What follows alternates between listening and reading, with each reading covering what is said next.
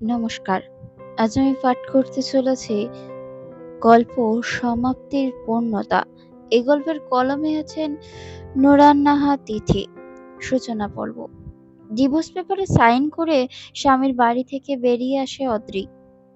Divorce পেপারে sign করলেও divorce হয়ে যায় না। অন্তত ৩ মাস সময় লাগে ডিভোর্স কনফার্ম হতে। সেই কারণেই অদ্রি ডিভোর্স পেপারে সাইন করে স্বামীর বাড়ি থেকে বেরিয়ে এসেছে। ৩ বছরের প্রেমের পর আরো ৩ বছরের বৈবাহিক সম্পর্কে একটা সাইন ও নির্ধারিত কিছু সময়ের পর শেষ হওয়ার পথে। সম্পর্কের এই পরিণতির কারণ অদ্রির বাচ্চার জন্মদানের অক্ষমতা। অদ্রির সন্তান জন্মদানের অক্ষমতা বলতে পুরোপুরি অক্ষমতা না। অদ্রিকে ডাক্তার বলেছে কিছু নির্দিষ্ট ডোজ বা সেশনে মেডিসিন নিলে ১-২ বছরের মধ্যে সে পুরোপুরি সুস্থ হয়ে যাবে। জরায়ুত সিস্টের কারণে এই সমস্যা। বাম ফ্যালোপিয়ান টিউবে ছোট সিস্ট আছে। ডাক্তার বলেছেন অপারেশন ছাড়াও কয়েক ডোজে মেডিসিন দিয়ে সিস্ট অপারেশন সম্ভব। অদ্রি একজন ফার্মাসিস্ট, তাই তার অনেকটাই ধারণা আছে এসব বিষয় নিয়ে। অদ্রি রহমান বাবা মায়ের ২ মেয়ের বড় মেয়ে। অদ্রি দেখতে মাশাআল্লাহ সুন্দর। উজ্জ্বল শ্যামবর্ণের ৫ ফুট ৫ ইঞ্চি উচ্চতা বিশিষ্ট ২৬ বছরের তরুণী। নজরকাড়া সুন্দরী না হলেও চেহারায় মায়াভাব বিদ্যমান। অদ্রি যখন বিশ্ববিদ্যালয়ের ২য় বর্ষে তখন তার প্রেমের সম্পর্ক গড়ে ওঠে বিভান নামের একই বিশ্ববিদ্যালয় ইকোনমিক্স বিভাগের ৪র্থ বর্ষের এক যুবকের সাথে। বিভান আহমেদ ৩ ভাই বোনের ছোট। শ্যামবর্ণের ৬ ফুট উচ্চতা, ছেলেটির মুখে যেন এক মায়া কাজ করে। অদ্রিকে যখন বিভান রমনা পার্কে সবার সামনে হাঁটু গেড়ে বসে একগুচ্ছ কাঠগোলাপ নিয়ে প্রথম প্রেম নিবেদন করে, সেদিন অদ্রি পারেনি বিভানকে ফেরাতে। বিভান অনেক ভালো ছাত্র, তার উপর বিভান এ পর্যন্ত কোনো মেয়ের সাথে সম্পর্কে যায়নি। অদ্রিকে তার প্রথম থেকেই ভালো লাগতো। অদ্রি ও অদ্রির বন্ধুরা যখন প্রায় বিকেলে ঢাকা ভার্সিটির শহীদুল্লাহ হলের সামনে দিয়ে আড্ডা দিতে দিতে যেত, তখন বিভান শুধু দেখতো রোদের আলোর ছটায় এক হাস্যোজ্জ্বল তরুণী ব্যস্ত তার হাত দিয়ে নিজেকে রোদের থেকে আড়াল করতে। এক বছর আস্তে আস্তে মনের সুপ্ত অনুভূতিকে এক প্রশান্ত ভালোবাসার রূপ দিয়ে এরপর এক নিজের মনের কথা জানায়। এমন না যে অদ্রি বুঝতো না বিভানের চাহনি। অদ্রি তখন প্রায় সময় বন্ধুদের নিয়ে শহীদুল্লাহ হলের সামনে দিয়ে যেত শুধুমাত্র বিভানকে দেখতে। কারণ বিভান প্রায় বিকেলে শহীদুল্লাহ হলের পুকুর পাড়ে বন্ধুদের সাথে বসে থাকতো। প্রেম নিবেদনের পর যখন ওদের ভালোবাসা ৩ বছর পূর্ণ হয়, তখন তারা বিবাহ বন্ধনে আবদ্ধ হওয়ার সিদ্ধান্ত নেয়। বিভানের বড় ভাবি এই বিয়ের বিপক্ষে ছিল, কারণ বিভানের ভাবির ছোট বোন বিভানকে পছন্দ করত। বিভানের ভাবি এমনিতে বিভানকে সহ্য করতে পারত না, কারণ সম্পত্তি বিভানের বাবা ৩ ভাই বোনকে লিখে দিয়ে মারা গেছেন। তখন মাত্র বিভানের বড় ভাই নতুন বিয়ে করেছে। বিভান তখন ছাত্র অবস্থায় থাকা, কোনো ইনকাম করতো না। বড় ভাইয়ের টাকায় বিভান চলতো, যা বিভানের ভাবির কোনো কালেও পছন্দ ছিল না। এরপর যখন বিভান বিসিএসসি পরীক্ষা উত্তীর্ণ হয়, তখন বড় ভাবির ছোট বোন বিভানকে বিয়ে করার জন্য পাগল প্রায় হয়ে যায়। সারাদিন বোনের বাড়ি এসে পড়ে থাকতো বিভানের ভাবির ছোট বোন শিমু। বিভানের ভাবি ও তার ছোট বোন উঠে পড়ে লাগে বিভানের মাকে বোঝাতে যে বিভানের জন্য শিমুর থেকে ভালো মেয়ে আর পাওয়া যাবে না। কিন্তু এত কিছু করেও বিভানের মাকে তারা ২ বোন টলাতে পারেনি। বিভানের মা জানে তার বড় ছেলের বউ কেমন, তাই ছোট ছেলের জন্য সেই পরিবার থেকে মেয়ে আনতে চায়নি। তাছাড়া বিভান নিজেও শিমুকে পছন্দ করে না। শিমু অনেকটাই গায়ে পড়া স্বভাবের মেয়ে। শিমু তখনও পর্যন্ত অনেকগুলো প্রেম করেছে টাকাওয়ালা বড়লোকের ছেলেদের সাথে। রুমালের মতো বয়ফ্রেন্ড পাল্টায় শিমু। শিমু দেখতে ফর্সা ও সুন্দরী হওয়ায় যেন তার অহংকার আকাশচুম্বী। বিভান বড় ভাবির কথা অগ্রাহ্য করে আদ্রিকে মায়ের অনুমতিতে নিজের বউ করে বাড়িতে নিয়ে তোলে। অদ্রির সাথে বিভানের বিয়ের হওয়ার ঠিক ৩ দিনের মাথায় বড় ভাবি রিমু নিজের ছেলেকে নিয়ে তার বাপের বাড়ি চলে যায়। ১ মাস হয়ে যায়, তাও যখন বাপের বাড়ি থেকে বউ বাড়ি ফেরে না, তখন বিভানের মা চিন্তায় পড়ে যায়। বিভানের বড় ছেলেকে এই বিষয়ে জিজ্ঞাসা করলে বড় ছেলে অতি সন্তর্পণে তা এড়িয়ে যায়। পরে একদিন শাশুড়ি নিজে যায় বড় ছেলের বউকে ফিরিয়ে আনার জন্য। শাশুড়িকে ফিরিয়ে দেয় একসাথে থাকবে না বলে। তবে আরো 15 দিন পর স্বামীর কথায় শ্বশুরবাড়ি ফিরে আসে রিমু মুখের ভাবসাব কালো করে। অদ্রি নিজের রুমে বসে একটা সংসার ভেঙে যাওয়া দেখে। অদ্রি বা কি করবে? বিভান ও তার শাশুড়ি যেখানে শিমুকে পছন্দ করে না, তাহলে কিভাবে করবে শিমুকে এই বাড়ির বউ? বড় ভাই ভাবি ও তাদের 3 বছরের ছোট ছেলেকে নিয়ে যেদিন নিজেদের জিনিসপত্র নিয়ে বাড়ি থেকে বের হয়ে যায় অন্যত্র নীর খোঁজার জন্য, সেদিন অদ্রি দেখেছিল এক মায়ের আর্তনাদ। সেই আর্তনাদ রুহ কাঁপিয়ে দেওয়ার ক্ষমতা রাখে।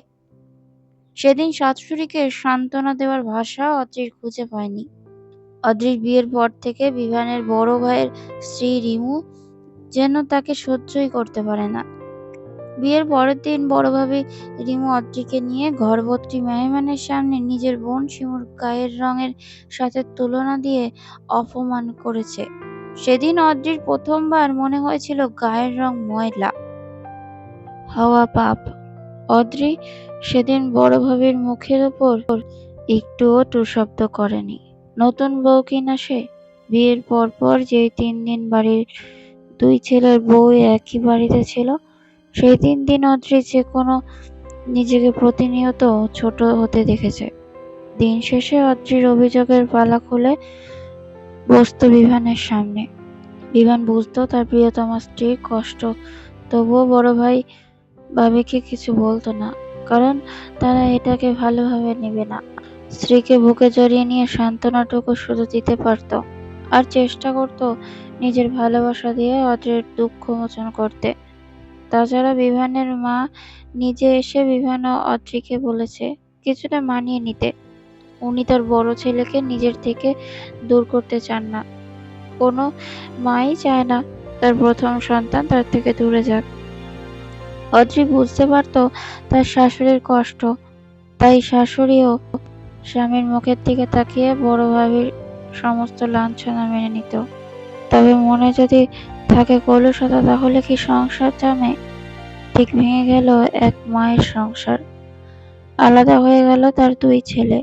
বড় ভাই ও ভাবি আলাদা হয়ে যাওয়ার পর অদ্রি নিজের ফার্মাসিউটিক্যাল কোম্পানির জবে জয়েন করে, যে জব সে বিয়ের কারণে 6 মাসের জন্য বন্ধ রেখেছিল। বিভান ও তার মা অদ্রিকে চাকরি করতে মানা করেনি। তারা দুজনেই মেয়েদের নিজের পায়ে দাঁড়ানোরটাকে বিশ্বাস করে। অদ্রি জবে জয়েন করেছে এই কথাটা শোনার পর শিমু যেন হাতে চাঁদ পাওয়ার অবস্থা। রিমুর সাথে সলা পরামর্শ করে শিমু বোনের শাশুড়ির কাছে এসে বোনের গুণগান ও বোনের অসহায়তা এইসব নিয়ে বলা শুরু করে। অদ্রির শাশুড়ি শিমুর কথাকে পাত্তা দিত না প্রথমে। এভাবে কেটে যায় অদ্রি বিভানের বিয়ের 1 বছর, বেশি কিছুদিন সময়। ভালোই চলছিল বিভান ও তার মাকে নিয়ে অদ্রির সংসার। সকাল সকাল ফজরের সময় ঘুম থেকে উঠে অদ্রি রান্নাবান্না শেষ করে। সকালের নাস্তা বানিয়ে দুপুরের জন্য তরকারি রান্না করে অফিসের জন্য বের হয় সকাল 7টা নাগাদ। বাড়ির অন্যান্য কাজের জন্য একজন তৃষার্ত ছোটা বুয়া আসে, শাশুড়ির যাতে কোনো সমস্যা না হয় সব দিকে খেয়াল রাখে অদ্রি। শাশুড়িও অদ্রিকে মেয়ের মতো দেখে। অদ্রি অফিসে যাওয়ার পর প্রায় মাঝে মাঝে সকাল 10টা নাগাদ শিমু আসতো অদ্রির শাশুড়ি কান ভাঙাতে। যখন শিমু দেখলো সে সফল হচ্ছে না, তখন সে চালে তার মুখক্ষম চাল দিল। অদ্রিও বিভানের বিয়ের তখন 1.5 বছর। তখন শিমু অদ্রির শাশুড়ি কানে তোলে, অদ্রির বাচ্চা হয় না কেন সেটা। অদ্রির শাশুড়ি শিমুকে বলেছিল বাচ্চা নেওয়া তার ছেলে ও ছেলের বউয়ের বিষয়, এবং সেসব বিষয়ে তাদের কিছু বলতে চায় না। এসব শোনার পরেও শিমু চুপ করে থাকে, কিছু বলে না। শিমু আবার অদ্রির শাশুড়ির কানে ভরতে থাকে অদ্রির হয়তো কোনো সমস্যা আছে। অদ্রির শাশুড়ি প্রথমে এটাতে পাত্তা না দিলেও অনবরত শিমুর কান ভাঙাতে লাগে। একদিন অদ্রিকে বলেই ফেলে বাচ্চার কথা। শাশুড়ির এহেনে কথায় অদ্রি প্রথমে চমকে গেলেও পরে নিজেরও কেমন যেন লাগতো। তাই সে নিজেই যায় তার পরিচিত ডাক্তারের কাছে। ফার্মাসিস্ট হওয়ার অনেক ডাক্তারের সাথে চেনা জানা আছে তার। ডাক্তারের সাথে অ্যাপয়েন্টমেন্টের জন্য ওয়েটিং রুমে বসে আছে অদ্রি। অদ্রির সারা শরীর মৃদু কম্পনে কম্পিত হচ্ছে বারংবার। ডাক্তারের কাছে চেক আপ করাতে এসেছে, বাড়িতে সবাইকে এ বিষয়ে অজ্ঞাত রেখে। অদ্রি নিজের স্বামী বিভানকেও এই ব্যাপারে কিছু জানায়নি, কারণ সে কখনো চায় না বিভানের থেকে দূরে যেতে। অদ্রি মনে মনে ভালো কিছু আশা করেছে, আর এখন বাকিটা আল্লাহর ইচ্ছা। অদ্রি বাড়ির কাজের মহিলা রহিমার থেকে জানতে পেরেছিল যে বড় ভাবির ছোট বোন শিমু প্রায় এ বাড়িতে আসে আর বিভানের মায়ের সাথে অনেকক্ষণ গল্প করে। শিমুর এ বাড়িতে আসা নিয়ে অদ্রির কোনো সমস্যা নেই, কারণ শিমু তার বোনের শ্বশুর বাড়ি এসেছে। যেমনটা তার অদ্রি বোন মাঝে মাঝে আসে বেড়াতে, শিমুর এখানে আসা যাওয়া আছে। এই খবরটা অদ্রি প্রথম কয়েকদিন যাওয়ার পর জেনেছিল।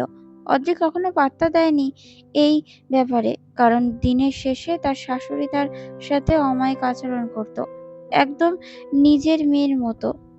অদ্রির শাশুড়ি নিজের মেয়ে ও অদ্রিকে অন্য চোখে দেখেনি, তবে ইদানিং উনি খুব অন্যরকম ব্যবহার করছেন অদ্রির সাথে। তিনি অদ্রির সাথে আগের মতো কথা বলেন না। শাশুড়ির এরকম বদলে যাওয়া দেখে অদ্রির মনে ক্ষীণ ভয়ের সৃষ্টি হয়েছে। এসব কল্পনা জল্পনার মাঝে পাশের সিটে বসে থাকা মেয়েটার দিকে নজর যায় অদ্রির। তার পাশের সিটে বসে থাকা এক 7 মাসের প্রেগনেন্ট মেয়ে।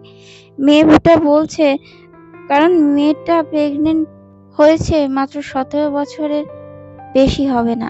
এত কম বয়সে প্রেগন্যান্সির কারণে মেয়েটির চেহারার বেহাল অবস্থা। মনে হচ্ছে একটা হাড্ডিসার মেয়ে বসে আছে। তার পাশে শুধুমাত্র পেটটা খানিকটা উঁচু।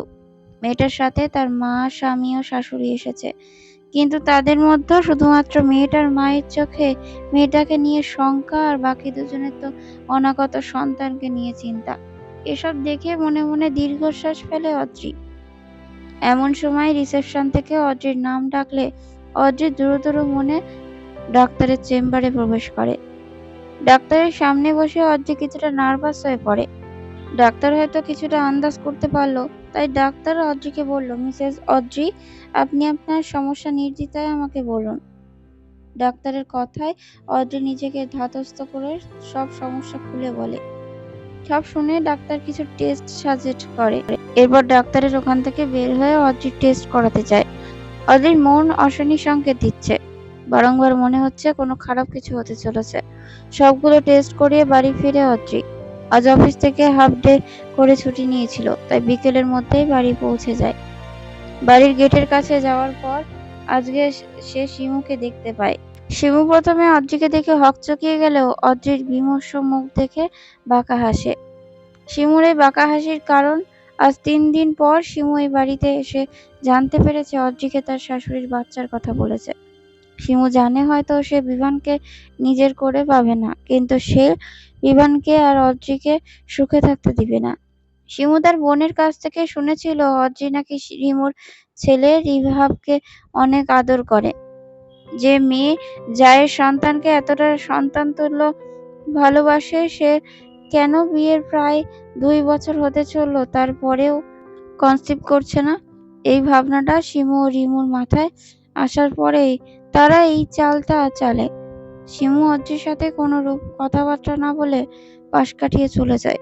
অদ্রি শিমুর মুখে বাঁকা হাসি দেখে এবার ঠাহর করতে পারল যে তার শাশুড়ির মাথায় এসব শিমুই ঢুকাচ্ছে রিমুর শলা পরামর্শে।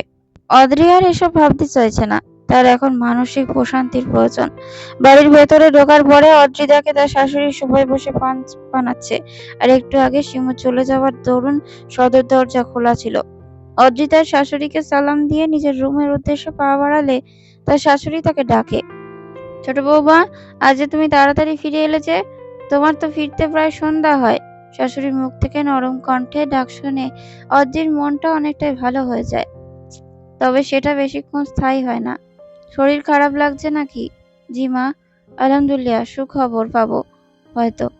শাশুড়ি এহেন মন্তব্যে অদ্রির মুখ কালো হয়ে যায়। অদ্রির শাশুড়ি যথেষ্ট বিচক্ষণ মহিলা, তবে তার মুখ থেকে এমন বাণী যেন অন্য কারোর শেখানো বলি। কুচিন্তা ও কুবুদ্ধি মানব মস্তিষ্ককে ধ্বংসের দিকে ঠেলে দেয়, যাতে সে নিজের বিচক্ষণতা হারায়। শাশুড়িকে মুখে কোনো প্রত্যুত্তর না করে ইশারায় না বুঝিয়ে মাথা নিচু করে নিজের রুমে চলে যায়। অদ্রি এটাই বোঝাতে পারছে না শিমু কেন এমনটা করছে। কি স্বার্থ এতে তার? শিমু অবিবাহিত, তাহলে কেন তার অদ্রি ও বিভানের সংসার ভাঙার জন্য উঠে পড়ে লেগেছে? শিমু তো কোনো অবিবাহিত ছেলেকে বিয়ে করতে পারে। তাহলে কি এসব রিমু ভাবির কারসাজি? রিমু ভাবি কোশমিন কালেও তাকে সহ্য করতে পারত না। না, সে আর এসব মেনে নিতে পারছে না। কালকে রিপোর্ট দেখে সে সিদ্ধান্ত নিবে কি করবে। অদ্রি মাইন্ড ফ্রেশ করে শাওয়ার নিয়ে আসরের নামাজের আদায় করে অনেকক্ষণ ব্যালকনিতে বসে। গ্রিলের ফাঁক দিয়ে বিস্তর রক্তিম অম্বরে সূর্য বিলীন হওয়া দেখতে লাগে। মাগরিবের নামাজ পড়ার পরে অদ্রি ঘুম দেয়। তার শাশুড়ি নামাজের পরে অদ্রিকে নিয়ে চা খাবে বলে ডাকতে আসে, কিন্তু এসে অদ্রিকে ঘুমন্ত অবস্থায় দেখে আর ডাকে না। রাত ৯টা নাগাদ বিমান বাড়ি ফেরে। মায়ের সাথে ড্রয়িং রুমে দেখা যায়, তবে প্রতিদিনকার মতো অদ্রিকে দেখতে পায় না। নিজেদের রুমে যে অদ্রিকে নিজের রুমে এলোমেলো হয়ে ঘুমোতে দেখে। ঠোঁটে ফুটে ওঠে সূক্ষ্ম হাসি। মেয়েটাকে এলোমেলো অবস্থায় তার কাছে বেশ লাগে। ওয়াশরুম থেকে ফ্রেশ হয়ে অদ্রিকে আলতো করে ডাক দেয়। বিমানের আদর মিশ্রিত ডাকে চোখ ফিটফিট করে খোলে। এরপর উঠে বসে। কখন এলে? সরি, আমি ঘুমিয়ে পড়েছিলাম। অদ্রির কথায় বিমান আলতো হাসে। মেয়েটা খুব সরল। তার সরলতার কারণেই মা বউয়ের মাঝে যে সম্প্রীতি বজায় রাখতে পারে। বিমান আশ্বস্ত ভঙ্গিতে বলে, তুমি সেই সকালে রান্নাবান্না করে অফিসে যাও। এরপর অফিসে সারাক্ষণ প্রোডাকশন, ম্যানুফ্যাকচারের কাজগুলো সূক্ষ্মভাবে পর্যবেক্ষণ করে, যাতে বিন্দুমানেও ভুল না হয়। একটু ভুল হাজার হাজার মানুষের প্রাণ সংশয়ের কারণ হয়ে দাঁড়াবে। তারপর বাড়ি ফিরে রাতের জন্য হালকা কিছু রান্না করো। আর আজ একদিন ঘুমোতে তোমাকে সরি ফিল করতে হবে না। অদ্রি পাখি। অদ্রির মনে যেন শীতল হাওয়া বয়ে যায়। বিভান সবসময় কেয়ারিং। সেদিন রাতে ওরা তিনজন প্রতিদিনকার মতো একসাথে খাবার খেয়ে ঘুমিয়ে পড়ে। পরের দিন সকালে আবারও সেই প্রতিদিনকার মতো ব্যস্ত রুটিন। অদ্রির কোম্পানির কিছু নিউ ড্রাগ নিয়ে কাজ করছে। নিউ ড্রাগটা জার্মানিতে ইনভেন্ট হয়েছে। অনেক এক্সপেন্সিভ এই ড্রাগের ফর্মুলা। এই ড্রাগটা নিয়ে কাজ করার জন্য কিছু রিসার্চার ও প্রোডাকশনের অফিসার লাগবে। ড্রাগটা যেহেতু এক্সপেন্সিভ, তাই প্রোডাকশনের অফিসাররা এগিয়ে আসতে ভয় পাচ্ছেন। বেলা 11টায় অদ্রির অফিসের ঠিকানায় হসপিটাল থেকে পার্সেল আসে। পিয়ন এসে যখন পার্সেলটা দিয়ে যায়, তখন অদ্রির হৃৎপিণ্ড গতি যেন কয়েক গুণ বেড়ে গিয়েছে। কাঁপা কাঁপা হাতে পার্সেলটার ভিতর থেকে কলেজের টেস্টগুলো রিপোর্ট খোলার পর অদ্রির পুরো দুনিয়া যেন টলে উঠল। চোখে সবকিছু যেন দুবন্ত প্রায় লাগছে। রিপোর্টে লেখা আছে, অদ্রির জরায়ুতে বাম ফেলোপিয়ান টিউবে সিস্ট আছে, তাই বেবি কনসিভ হচ্ছে না। তবে সঠিক চিকিৎসা নিলে সুস্থ হওয়া সম্ভব। এতটুকু পড়ার পর রিপোর্টটা অদ্রির হাত থেকে নিচে পড়ে যায়। নিজেকে ভারসাম্যহীন লাগছে অদ্রির। অদ্রি ভাবছে, এই কথাটা যদি তার শাশুড়ি জানতে পারে তাহলে কি হবে। তাকে তো শিমু অনেকটা পরিবর্তন করে ফেলেছে তার কান ভাঙানিতে। যাই হোক, আজকের এই গল্পটা এই পর্যন্তই শেষ করলাম। ফিরে আসবো পরের পর্বে। আজকে আর বেশি বলতে পারলাম না। মুখে খুবই ব্যথা, তাও তোমাদের আমি গল্প শোনালাম, যাতে তোমরা আমার গল্পগুলো মিস না করো। সবাই ভালো থেকো, সুস্থ থেকো, আর পরের পর্বের জন্য ওয়েট করো।